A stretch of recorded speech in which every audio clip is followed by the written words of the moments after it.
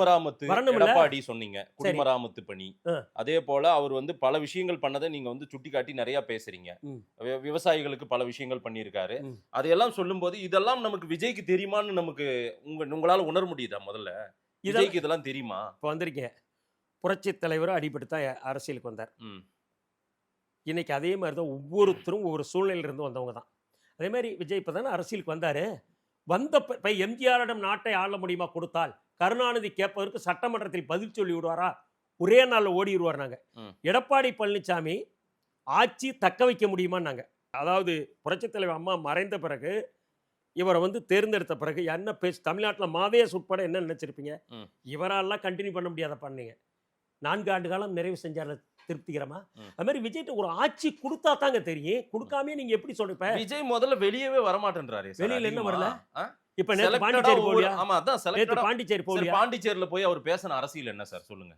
அவர் பேசின அரசியல் பேசினாரா அரசியல் மேடையில? பேச விடுறீங்களா நீங்க? அவர் கொடுக்கிற அடக்குமுறை என்னன்னு தெரியுமா? எந்த எங்க ஒரு கட்சி பாண்டிச்சேரியில தான் ஒண்ணுமே பண்ணலையா அவரு? இருங்க அவரே ஃப்ரீயா போலீஸ்க்கு இருங்க, நன்றி இருங்க. சொல்றாரு, சிஎம்க்கு ஒரே நன்றி செகண்ட். சொல்றாரு. எந்த ஒரு உலகத்துல இதுவரைக்கும் அதிமுக, திமுக 2 கட்சிக்குமே சொல்றேங்க. ம். பணம் கொடுத்து ஆட்களை கூட்டிட்டு போறோம் மீட்டிங். இதுல வந்து மாறுபட்ட கருத்தே கிடையாது. உண்மையை ஒத்துக்கணும். மாதேஷ் வேணா ஒரு மீட்டிங் நீங்க எத்தனையோ ஊடகத்துல வந்திருக்குல்ல, லாரி கிட்ட எண்ணி எண்ணி கொடுக்கறது 200 300. ம். இதுதான் நடந்துகிட்டு இருக்கு.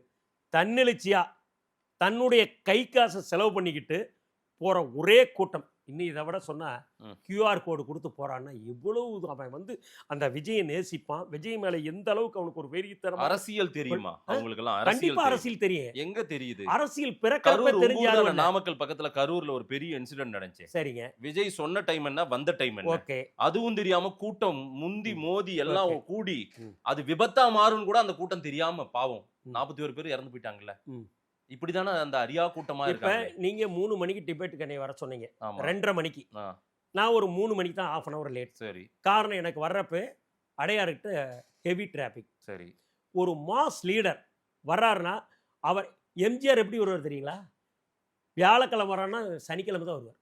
எம்ஜிஆர் காலத்துல இப்படி எல்லாம் விபத்து வியாழக்கிழமை ஏற்பட்டதா? ட்ரெயின் வந்து எம்ஜிஆர் காலத்துல மதுரை போகாட்டி திண்டுக்கல்லே நிறுத்திட்டான். 3 மணி நேரம் ட்ரெயின் நகர்ல. நல்லது. வேற வழி இல்லாம ரோடு வழியா போகணும்னு சொன்னாங்க. நடந்துச்சு நடந்துச்சு நடந்துச்சுல. நடந்துச்சு. அந்த கும்பல் இன்னைக்கு இருக்குது விஜய் கிட்ட, தளபதி கிட்ட. ஆ, ஆ.